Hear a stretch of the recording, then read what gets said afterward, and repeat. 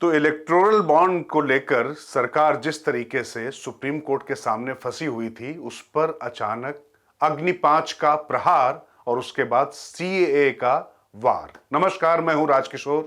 चुनावी साल में 2024 में मोदी सरकार ने आखिरकार सीएए का नोटिफिकेशन जारी कर इस कानून को लागू कर सभी अटकलों पर विराम लगा दिया है। इस पर विपक्षी पार्टियों ने सवाल उठाना और प्रतिक्रिया देना भी शुरू कर दिया है।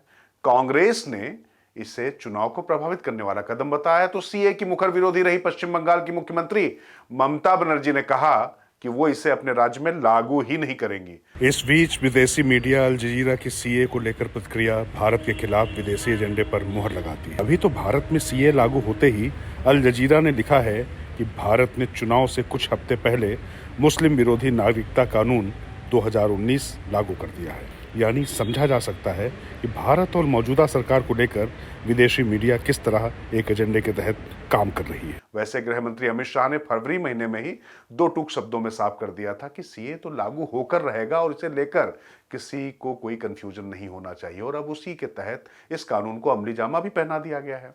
जरा याद कीजिए, 2019 में 15 दिसंबर का वो दिन जब दिल्ली का शाहीन बाग देश नहीं पूरी दुनिया में अचानक सुर्खियों में आ गया था, और इसकी एक ही वजह थी, वो सीए यानी सिटीजनशिप अमेंडमेंट एक्ट 2019।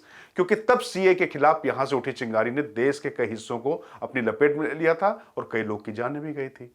दरअसल हुआ यह था कि 2019 में जब दूसरी बार मोदी सरकार सत्ता में आई तो उसने सीए एक पहले लोकसभा से पास कराने के बाद 11 दिसंबर 2019 को राज्यसभा से पास करा दिया, और फिर 12 दिसंबर 2019 को ही सीए को राष्ट्रपति की मंजूरी भी मिल गई।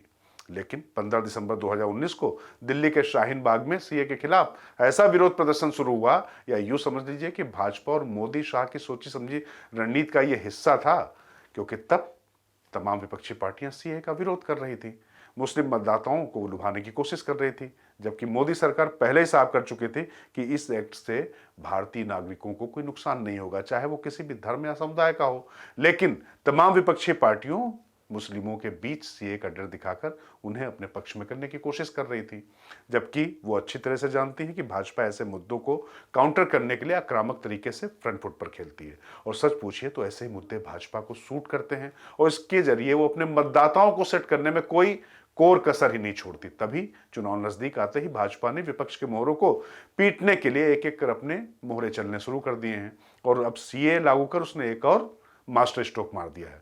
बुलंद भारत टीवी सीए क्या है और इसे लेकर इतना विवाद और बवाल क्यों मचा हुआ है, इसके तमाम पहलुओं से विस्तार से आपको रूबरू करा रहा है। सबसे पहले जान लेते हैं कि आखिर सीए है क्या। सीए नागरिकता संशोधन विधेयक दरअसल 31 दिसंबर 2014 से पहले पाकिस्तान, अफगानिस्तान, बांग्लादेश से धर्म के आधार पर प्रताड़ित होकर भारत आए 6 अल्पसंख्यकों हिंदू, सिख, बौद्ध, जैन, पारसी और ईसाई समुदाय के लोगों को नागरिकता देने का प्रावधान देता है।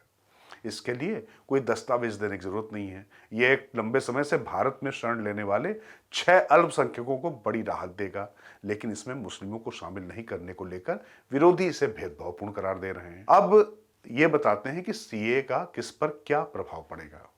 दरअसल सीए के तहत भारतीय नागरिकों, जिसमें मुस्लिम हो या किसी दूसरे धर्म या समुदाय के लोग, इस एक्ट का उन पर कोई भी प्रतिकूल प्रभाव नहीं पड़ेगा। सरकार ये बार बार साफ कर रही है, और सरकार ये भी कह रही है कि सीए के तहत सिर्फ मुस्लिम बहुल देशों के सताए हुए अल्पसंख्यकों को ही नागरिकता देने का प्रावधान है, जहां धार्मिक तौर पर उत्पीड़न की संभावना ज्यादा है। सरकार की माने तो इन देशों में मुस्लिमों से नहीं बल्कि हिंदुओं और दूसरे अल्पसंख्यकों से भेदभाव होता है, इसलिए सीए से मुस्लिमों को बाहर रखा गया है। साथ ही सीए का गैर कानूनी तौर पर हो रहे शरणार्थियों को निकालने से कोई लेना देना नहीं। ये महत्वपूर्ण है क्योंकि ऐसे शरणार्थियों के लिए विदेशी अधिनियम 1946 और पासपोर्ट अधिनियम 1920 पहले से ही लागू है। अब सवाल यह कि सीए को भाजपा सरकार ने क्यों टाल दिया था। दरअसल सीए को लेकर पूर्वोत्तर के राज्यों, खासकर भाजपा शासित असम और त्रिपुरा में विरोध प्रदर्शन हुआ था। इसके तहत व्यवस्था है कि जो विदेशी 24 मार्च 1971 से पहले असम आकर बस गए उन्हें ही नागरिकता दी जाए। आपको बता दें कि 1971 के बाद बांग्लादेश अलग देश बन गया था। आपको यह भी पता होना चाहिए कि पूर्वोत्तर के कुछ संगठनों का मानना है कि सीए के कारण बिना दस्तावेज वाले हिंदू प्रवासियों को नागरिकता मिलेगी, जिससे उनकी आदिवासी जनसंख्यिकी बदल सकती है और उनकी ये राजनीतिक, सामाजिक, सांस्कृतिक और भूमि अधिकारों पर भी असर डाल सकता है। अब सीए के विरोध का जो सबसे बड़ा कारण है राजनीतिक तौर पर, उसको भी समझते हैं। सीए को लेकर खास तौर से मुस्लिमों में आशंकाएं हैं। उन्हें लगता है कि उन्हें घुसपैठी करार देकर देश से बाहर निकाल दिया जाएगा।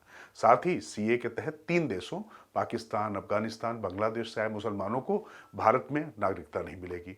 विरोधी इसे भेदभावपूर्ण और धर्मनिरपेक्षता के खिलाफ तो बताते ही हैं, इसे एनआरसी यानी राष्ट्रीय नागरिक रजिस्टर से भी जोड़ने की कोशिश कर रहे हैं, जिससे और ज्यादा हो हल्ला और हंगामा है।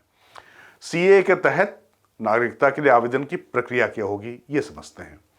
पाकिस्तान, अफगानिस्तान, बांग्लादेश से आए गैर मुस्लिमों को नागरिकता के लिए आवेदन प्रक्रिया ऑनलाइन होगी और ये चालू भी हो गई। इसके लिए एक ऑनलाइन पोर्टल तैयार कर दिया गया है।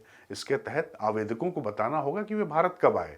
इसमें उनके लिए ये सुविधा होगी कि अगर उनके पास पासपोर्ट या दूसरे यात्रा दस्तावेज नहीं होंगे, तब भी आवेदक आवेदन कर पाएंगे। इसके लिए भारत में रहने की अवधि 5 साल से अधिक रखी गई, जबकि दूसरे विदेशियों के लिए यह अवधि 11 साल से अधिक है।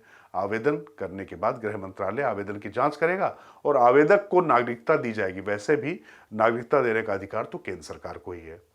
अब ये जान लीजिए कि सीए के विरोध में किन राज्यों ने विधानसभा में प्रस्ताव पारित किया था। सीए के विरोध में 4 राज्यों ने अपने यहां विधानसभा में प्रस्ताव पारित किया था। इसमें केरल, पंजाब, राजस्थान सरकार और पश्चिम बंगाल शामिल रहे, मतलब उस समय जो गैर भाजपाई सरकारें थीं। अब ये जान लीजिए कि सीए के लिए 1955 के कानून में बदलाव क्या हुआ है। दरअसल 2016 में नागरिकता संशोधन विधेयक 2016 संसद में पेश किया गया था। इसके तहत 1955 के कानूनों में कुछ बदलाव किया जाना था, जिसके तहत भारत के 3 मुस्लिम पड़ोसी देशों बांग्लादेश, पाकिस्तान और अफगानिस्तान से आए गैर मुस्लिम शरणार्थियों को नागरिकता देना था। 12 अगस्त 2016 को इसे संयुक्त संसदीय कमेटी यानी जेपीसी के पास भेजा गया था, जिसके बाद जेपीसी ने 7 जनवरी 2019 को अपनी रिपोर्ट सौंप दी थी। बहरहाल चुनावी मौसम में सीए भाजपा का एक और सियासी ब्रह्मास्त्र है, जिसे उसने करीब 4.5 सालों से अपने तर्कस में संभाल कर रखा हुआ था और चुनावी शंखनाद से ठीक पहले इस ब्रह्मास्त्र का संधान कर विपक्ष के खेमे में खलबली मचा दी है। तो इसके प्रॉस एंड कॉन्स यानी हानि और लाभ पर तो चर्चा होती रहेगी, लेकिन वास्तव में चुनाव में यह निश्चित तौर पर बड़ा मुद्दा होने वाला है। मैं राजकिशोर, बुलंद भारत टीवी से, ताकत आपकी।